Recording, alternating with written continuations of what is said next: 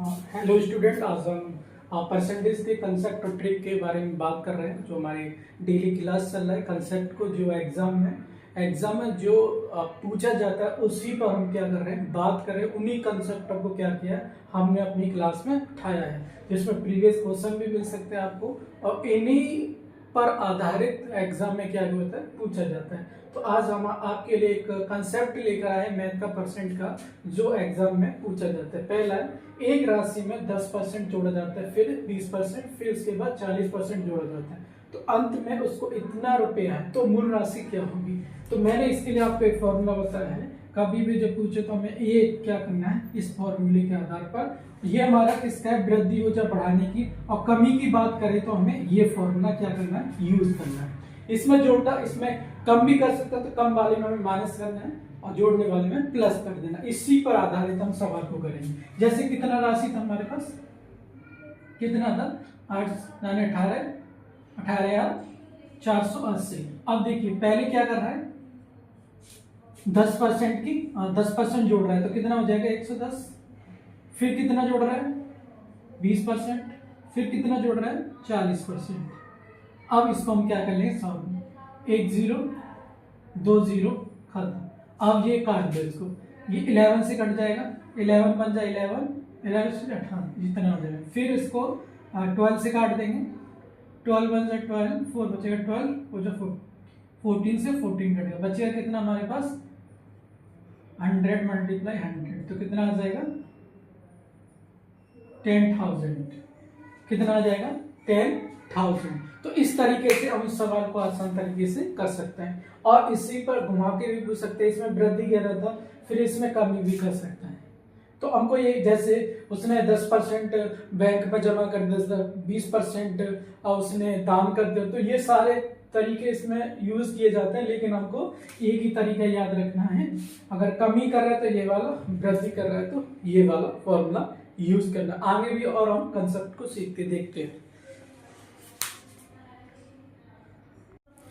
हाँ, तो इसी प्रकार ये वाला भी क्वेश्चन क्या कहता है, पूछा जाता है। जिस तरह हम देखते हैं, किसी व्यक्ति ने अपनी आय का 10% खर्च करता है, तथा शेष का 20% बैंक में जमा करता है, और शेष का 10% बच्चों की पढ़ाई पे खर्च करता है, तो उसके पास शेष राशि कितना है, 7,290 है।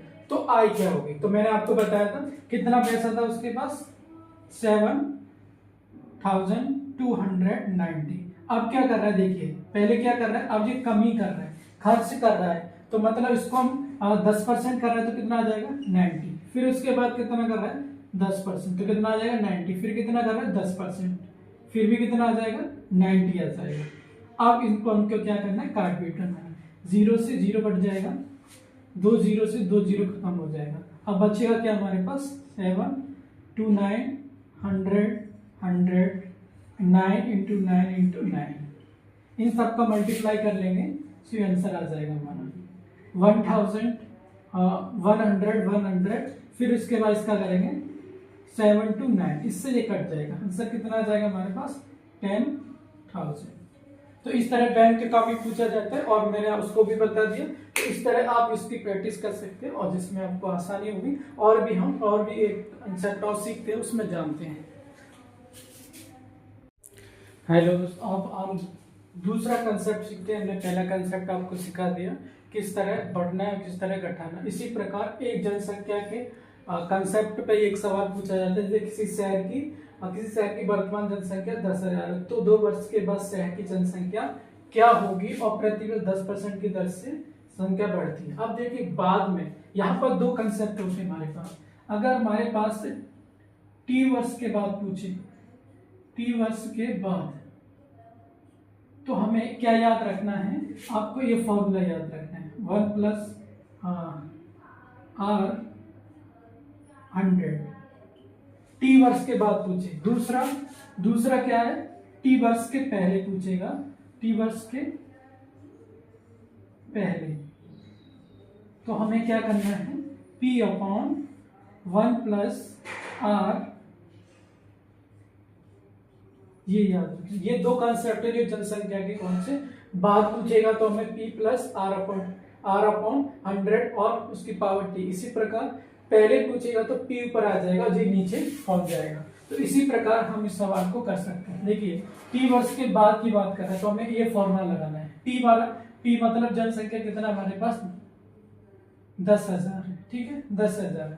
अब देखिए अब इसको 1 प्लस r की वैल्यू कितना है 10%, 100 कितने प्रति वर्ष की दर से, और कितने वर्ष की बात कर रहा है 2 साल की, यानी 2 वर्ष। बस सॉल्व कर लो, एक जीरो से एक जीरो कट जाएगा, इसके नीचे 1 मानेंगे, कैंची में गुणा करेंगे, 10 और 1 कितना हो जाएगा 11 अपॉन 100 वो 10। अब इसका स्क्वायर कर दो, 11 इंटू 11 और ये कितना हो जाएगा, इसका हम करेंगे 10 और 10, 2 जीरो से 2 जीरो खत्म हो जाएगा। तो इसका इसमें कर देंगे तो कितना आ जाएगा हमारे पास 121 और 2 जीरो ये बचेगा। तो इस तरह हमारा सवाल क्या हो सकता है, आसानी से हम इस सवाल को कर सकते हैं और समझ सकते हैं, ठीक है। इस तरह ये टी वर्ष के बाद की बात है, पहले बात करेगा तो हमें ये फॉर्मूला लगाना है। इसको भी हम आसान तरीके से और भी कर सकते थे, देखिए और दूसरे तरीके से हम कैसे करेंगे, देखिए इसको हम डायरेक्ट भी कर सकते हैं। हमारे पास कितना है 10,000 रुपए है, कितना है 10। अब देखिए पहले वर्ष में यानी 10 प्रतिशत 2 साल के लिए बढ़ा रहा है, तो देखिए कितना बढ़ा रहा है 10। तो पहले उसके पास कितना था 100 था और 10 बढ़ा दिए तो 110 हो गया। पहले उसके बाद 10 था 1000 यानी 100 था, फिर उसके बाद 110 हो गया। बस इनको काट पीट कर लो, कितना हो जाएगा कट जाए। अब इनका मल्टीप्लाई कर लो, कितना आ जाएगा 121 200। इस तरह हम इसको क्या कर सकते हैं, आसान तरीके से कर सकते हैं। अब टी वर्ष की बात करेगा तो हमें ये क्या करना है, इसका बस क्या करना है, देखिए टी की वैल्यू रखते हैं। अगर इसको पहले की बात करता है तो हम देखिए 100 वो 10,000। अब इसको क्या करते हैं, आप देखिए आप जानिए यहाँ से ये ऊपर पहुंचता तो यहाँ से 100 ऊपर आता है, यानी कि पहले की बात कर रहा है। तो हमको क्या करना है, फिर ये क्या करता है, ये वाली संख्या नीचे आ जाती, 100 ऊपर आती फिर दोनों, और 11 10 नीचे आ जाता है। इस तरीके से हम पहले वाले को कर सकते हैं, क्योंकि इसको सॉल्व करेंगे तो ये 100 ऊपर पहुंचता। तो इस तरह हम दोनों कॉन्सेप्ट को अच्छी तरह से सीख सकते हैं और समझ सकते हैं। अगर हमारा वीडियो अच्छा लगता है तो दूसरों तक शेयर करें और सब्सक्राइब करें अच्छे कॉन्सेप्ट और ट्रिक के लिए।